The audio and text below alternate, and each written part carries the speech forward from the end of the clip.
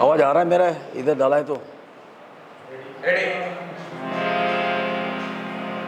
आश्रम तणा गीतो मारे साथे तारा गाऊं,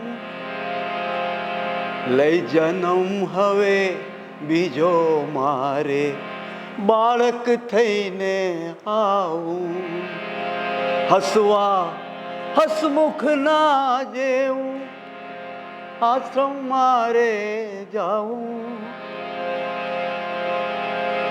દીપકની જ્યોતિ બનીને દીપક મારે થાઉં, આશ્રમ તણા ગીતો મારે.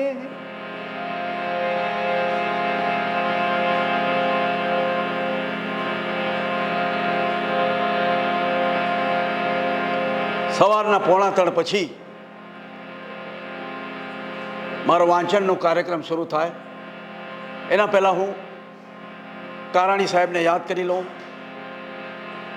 કે કોઈની હેરો ન ઊંધો કે તો વગર કી પ્રેમ લખે વ્યો હે, કોઈની હેરો ન ઊંધો સાહેબ કે તો કે યાદ ન ક્યો હે ને લખા ઝેર તો જો શબ્દ મૂંઝો ન થયો હે. સાહેબ હેરો દીતા કોઈ યાદ અચે ને તો મૂકે કે કારાણી વગર પ્રેમ કીક લખે વ્યો હે, કે કારાણી વગર પ્રેમ કીક લખે વ્યો હે. આ બધી કવિતાઓ મારા લેખનની મેં અશોકભાઈને આપી છે રેકોર્ડિંગ કરીને. અગર આ સમય હશે તો આ મંડળી તમને સંભળાવશે પ્રોગ્રામમાં, કદાચ સમય હશે તો તમને સાંભળવા મળશે. યુટ્યુબ પર તો બધી હું રાખવાનો છું બધી કવિતાઓ. વાંચન પછી 2 કલાકનું વાંચન થાય મારું. 4:30 થી 6:30 મારી એક્સરસાઇઝ શરૂ થાય. એમાં અઠવાડિયામાં 2 દિવસ વોકિંગ હોય, અઠવાડિયામાં 2 દિવસ જોગિંગ હોય, અઠવાડિયામાં 2 દિવસ મારી રનિંગ હોય. અને એ વખતે સાથે અલગ અલગ જાતની કસરત હોય. સન્ડે મારું મેચ હોય એટલે હું એક્સરસાઇઝ ન કરું, કારણ કે આખો દિવસ મારે એક્સરસાઇઝ થાય મારી મેચમાં. તો આ પ્રમાણેનો મારો પ્રોગ્રામ સેટઅપ હોય. પછી ગ્રાઉન્ડ પર જાઉં, 7:30 હું ગ્રાઉન્ડ પર પહોંચી જાઉં નાહી ધોઈને. 4:30 થી 6:30 મારી એક્સરસાઇઝ હોય. વરસાદ હોય, જુલાઈથી દશેરાથી ગ્રાઉન્ડ ચાલુ થશે 8 મહિના. જૂનથી વરસાદની 1લી તારીખથી બધું મારે ઘરે કરવાનું. એ બધા સામાન બધા મેં રાખ્યા છે, લેટેસ્ટ સામાનો. હું સોનગઢના ગુરુજીઓને કીધું જે કસરતો કરાવે છે, ટ્રસ્ટીઓને મેં કીધું આ સામાન ખરીદો, હવે એડવાન્સ થયું છે બધું. તો એ લોકોએ બાંયધરી આપી છે કે અમે કોશિશ કરશું લાવવાની, અને લાવશે એ લોકો, મને ફૂલ કોન્ફિડન્સ છે. આગળ કારાણી પરથી કાંતિ માસ્ટર પર જઈએ. દિલરુબા સાહેબ એક સુરદાસ, એક અંધ હતા. એમનું જે ટાઈમ ટેબલ, એ ક્યારેય બી ભોજનશાળા જતા ત્યારે એ ટાઈમમાં જૂની ભોજનશાળામાં કમસે કમ 10 થી 12 સ્ટેપ હતા. એ સ્ટેપનો પહેલો પગથિયો એ પરફેક્ટ દાદરાથી ચડતા. અમે આંખવાળા કોક વાર ઠોકર ખાતા, પણ એ કદી મેં મારી લાઈફમાં 1 વર્ષમાં મેં કદી જોયા નહીં કે એમણે એ સ્ટેપ ખોટો લીધો હોય. બરાબર એ સ્ટેપ પગલો ત્યાં જ આવે એ ફર્સ્ટ સ્ટેપ પર, અને એમની જગાએ બેસતા જમવા. એ દિવસ હું બહુ મેં વોચ કર્યું છે સાહેબને. એમની જે શક્તિ હતી, શ્રવણ શક્તિ હતી, બહુ પાવરફુલ હતી. કોઈ મિસ્ટેક કરતા, કોઈ વગાડવામાં મિસ્ટેક કરતા તો એ પકડી લેતા, બોલાવતા, અમારે સુધારો કરતા, અમને સમજાવતા. આજે એ સમજ એ ઘણું કામ આવે છે. આજે મારા રેકોર્ડિંગ રૂમમાં એમનો ફોટો મેં મારા નજરની સામે રાખ્યો છે કે ક્યારે હું મૂંઝાઉં કે ક્યારે આલાપ ના આવતો હોય, કે અમારો આ ગીતનો આલાપ નહોતો આવતો, અશોકભાઈ બી હેરાન હતા, હું પણ હેરાન હતો. રાતના 2 વાગે જ્યારે ઉઠ્યો છું, આલાપ એમણે મારા મગજમાં ઘુસાડ્યો કે આ આલાપ કર ભાઈ, કે આ કોરસમાં આ પ્રમાણે વાગશે તો સારું લાગશે. આવા એ સાથે જ હોય છે, એ કોઈ મારાથી દૂર નથી ગયા.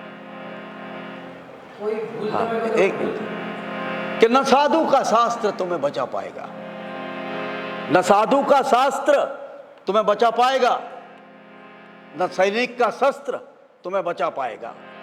फिर क्यों भागते हो यहाँ वहाँ, आखिर संगीत का सुर ही तुम्हें बचा पाएगा। ये मैंने अनुभव किया है, मैंने बहुत अनुभव किया है। जब मैच खेलता हूँ, क्रिकेट खेलता हूँ, तो विचार आता है, ओवर खत्म होने के बाद हम लोग ये जगह से वो जगह जाते हैं, तो सोचता हूँ आज मेरी वाइफ कुछ अच्छी खाना बनाने वाली है, पानी पूरी की होगी, कुछ बनाया होगा, तो वो सोच में मेरे से खेत छूट जाता है।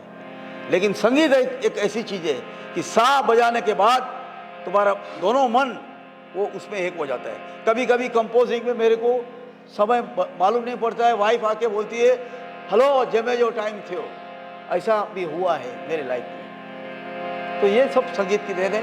संगीत से उत्तम आज की तारीख में, आज के कलयुग में इससे बड़ी कोई दवा नहीं, मैं ये कहूँगा। दिलरुबा के बारे में कुछ?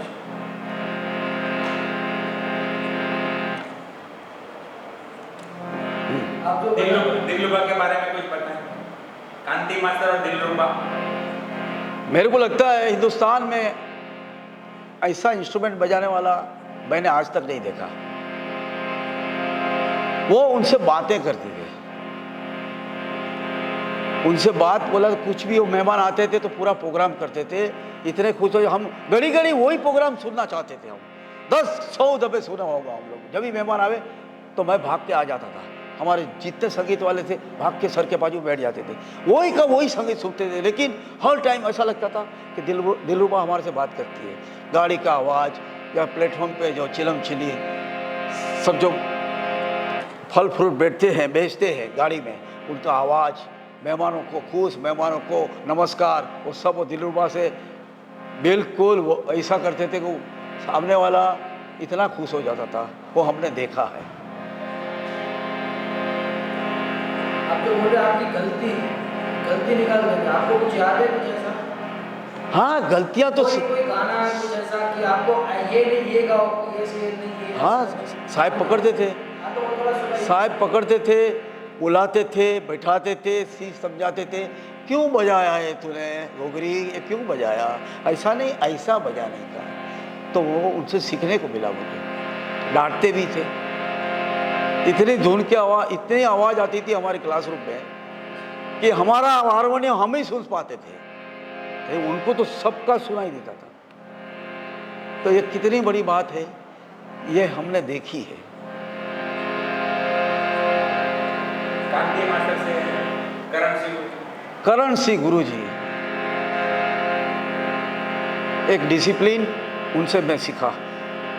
हमको एक डर लगता था कि 1 मिनट भी अगर लेट आते हैं हम तो सर पनिशमेंट दे देते। उनका जो उन बाद में उनको देखते ही उनकी ऊर्जा आ जाती थी कि भाई नहीं कुछ नहीं करना, खड़े रहो बराबर। वो हमने कभी डांट नहीं खाई, लेकिन हमने उनसे बहुत कुछ सीखा था। जिसको लाफा मारते थे तो लाफा ऐसा लगता था हमको ही मार रहे थे, हमको ही मार रहे थे, हमको आगे नहीं मारना है, इसलिए हम लोग कोई गलती नहीं करते थे। सोनगढ़ का आश्रम का स्टूडेंट कभी ज़्यादा गलतियां नहीं करता था। आश्रम का मान था, गुरुकुल स्कूल में आश्रम का मान था। वो मान हमारा नहीं था, वो मान हमारे पापा का था, जो इस आश्रम में ऐसे टाइम में थे। उन्होंने बहुत बड़ा एक पुरुषार्थ क्या होती है वो दिखाया कि एक साधु भी ये कर सकता है। आज कितने बच्चे कितने हजारों यहाँ से निकले। आज एक बात कहूँ, जो इस संस्था के जो ट्रस्टी भी है, जो यहाँ नहीं पढ़े, आज मैं उनसे कहना चाहता हूँ कि आश्रम का कोई स्टूडेंट दुखी नहीं है। सुख और दुख रुपये से तोला नहीं जाता है। मन की शांति है, इस जगह से हमको मिली है। जब भी स्टूडेंट आते थे नए, उनको बापा मंत्र वाला धागा देता था, दोरा देता था काला, वो खुद पहनाते थे। कोई हाथ में पहनता था, कोई पैर में पहनता था। वो हम लोग बहुत साल चलाया हमने। जब उसको गांठ बांधने का भी वक्त नहीं तो हम लोग ऐसा ही रख देते थे। तो वो दिन मुझे याद है। वो एक प्रेरणा थी, उसको मैं अंदर श्रद्धा नहीं कहूँगा, एक साधना के हिसाब से मैं कहूँगा कि वो श्रद्धा थी। लोग श्रद्धा तो पत्थर को भी पूछ रहे हैं, पूछते हैं कि नहीं, कि जेने कोई जोयो नहीं એની પાછળ દોડે છે દુનિયા. જય રોજ મંદિર મસ્જિદ શું કામ હાથ જોડે છે દુનિયા. જેને કોઈએ જોયો નથી એની પાછળ દોડે છે દુનિયા. જય રોજ મંદિર મસ્જિદ શું કામ હાથ જોડે છે દુનિયા. પથ્થરની મૂર્તિ પણ જાણે છે કે હું પથ્થર છું, છતાં એની કાજ આજે પણ બધે लड़े छे दुनिया.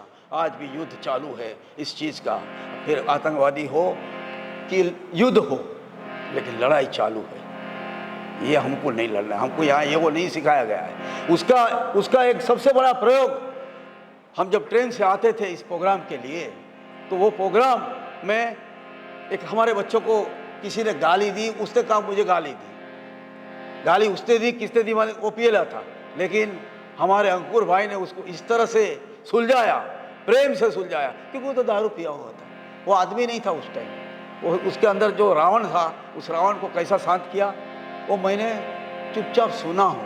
मुझे तो स्टूडेंट का समय होना सर सो जाओ, तो सर सो जाओ, सब कुछ नहीं हुआ, कुछ नहीं. तो मैं सुन रहा था, लेकिन वो एक प्रयोग था. ये प्रयोग कभी काम आएगा. ये छोटे छोटे प्रयोग तुम्हारे थे, तुम नहीं कर रहे हो, यह बापा करवा रहा है. ये हमारे बापा करवा रहे हैं कि स्टूडेंट आते आते भी सीख लो, ये चीज़ें ऐसी होती है. तो हमने सीखी. हर पल हमारे साथ है, वो हर पल हमारे साथ है. जब भी याद करो पापा साथ में है, कोई सवाल नहीं. पापा के समय पे पहली बार स्टेज पे संगीत के लिए कब चढ़े? बस यहाँ से निकलने के बाद, यहाँ से होने के बाद बहुत प्रोग्राम किया, ऑल इंडिया सब ठिकाने किया. मैं प्रोग्राम मुंबई में भी किया, वो भी तारा खोड़े के नाम से किया मैं. वो आज भी यूट्यूब पे लगाऊंगा, आप लोग सब देखो किस तरह का प्रोग्राम होता है. मेरे लिए वो बहुत बड़ा प्रोग्राम था, जो जिसमें अशोक भाई विटनेस है. अभी आपको तारे फोड़े की बात किया, और ये 1950 के आसपास ये गीत लिखा गया तारे फोड़े, जिसको हम आश्रम गीत बोलते हैं. और अशोक भाई के साथ आपने रात को 2-2 बजे तक रिहर्सल किया है, अशोक भाई बता रहे हैं. मैंने किया. तो कुछ 2 बजे तो मेरा रूटीन है उठना, तो मैं बोला 2 बजे शांति से रिकॉर्डिंग होगा. मेरा खुद का रिकॉर्डिंग करना था, बाकी था मेरा, तो शांति से हुआ, बड़ा मज़ा आया. वक्त मुझे कम मिला, अदरवाइज मैं इस गाने को और अच्छा बना सकता था, क्योंकि एक साथ रिकॉर्डिंग नहीं होता है. एक दिन एक ही जन का रिकॉर्डिंग होता है, फिर उसका एडिटिंग, किसने क्या गाया, वो गाता है हमको सुनाई देता है, उसको सुनाई देता था, हमको सुनाई नहीं देता था. लेकिन बर्थडे के बाद फिर भी हमारे स्टूडेंट ने बहुत अच्छा गाया, जिसमें फीलिंग थी, भाव थे. तो भाव यहाँ से होता है, उसमें डुप्लीकेट नहीं रहता है, नखरा नहीं रहता है. जो आजकल जो चल रहा है स्टेज शो और ये, इसमें नहीं रहेगा ऐसा मुझे मेरा अनुभव हुआ है. वो दिन आपके स्टूडियो में रिकॉर्डिंग किया, हाँ, संगीत के सब बच्चे आए हैं, आज भी सब आए हैं. उस दिन आपने उनसे गाना सुना, आज इनका परफॉर्मेंस देखा. मैं इन बच्चों को बोला हूँ, ये 3 जन को बोला हूँ, 3 जन हाथ ऊपर करो, हाथ ऊपर कर. तो ये तीनों को बोला हूँ कि ये दिन तुम्हारा वेस्ट मत करो यार, हमने तो गवा दिया, हमने हमारे दिन गवा दिया, हमको कोई बोलने वाला नहीं था. आपको ये एडवांस मिल रहा है. तो एक बंदे ने कहा, एक बंदे ने ऐसा कहा जो पीछे हाथ खड़ा करके रहे, मैं तो मैं के पहले नहीं आ सकता हूँ, क्योंकि इतना टाइम नहीं है उसके पास. तो मैं बोला जब भी आना चाहते हो तुम आओ, और ये सॉफ्टवेयर बिठाओ तुम्हारे घर में और कुछ क्रिएशन करो. हर एक इतनी धुनें बनी, इतने संगीतकार हमारे आए, सबकी धुनें अलग अलग है, सबकी धुनें अच्छी लगती है कि नहीं. कितने संगीतकार हुए हमारे हिंदुस्तान के अंदर, और कितने गायक हुए, साइकिल से लेके सोनू निगम तक कितने गायक हुए. तुम भी अच्छे गायक हो, सुर में गाओ, सब अच्छे गायक हैं. बेसुरा गाओगे तो नहीं, वो सुर में, हम सब हमारे बच्चे सुर में गाते हैं. तो ये वक्त जाने मत दो रोज, ये वक्त नहीं आएगा. अगर उसको किसी लड़की ने बुलाया होगा तो वो जाएगा, तो उसके पास टाइम है. मेरे पास आने पास टाइम नहीं है. मुझे कुछ देना है तुमको, तुमसे लेना नहीं है, क्योंकि तुम्हारे पास जो टैलेंट है वो हमारे पास नहीं है, और तुमको वक्त है और उसको निखारने का. हमारे पास अब वक्त नहीं है. अब हम हमारी साधना हमारे लिए करते हैं, बस हम आनंद लेते हैं. हाँ, तुमको सीखना है हम सिखाएंगे. स्कूल हमारे कांति गुरु जी ने कहा था, बच्चा इसको बेचना मत, इसको बांटना, इसको बांटना, बेचना मत। तो ये उसको तुम प्रोफेशनल भी कर सकते हो, कैरियर बना सकते हो।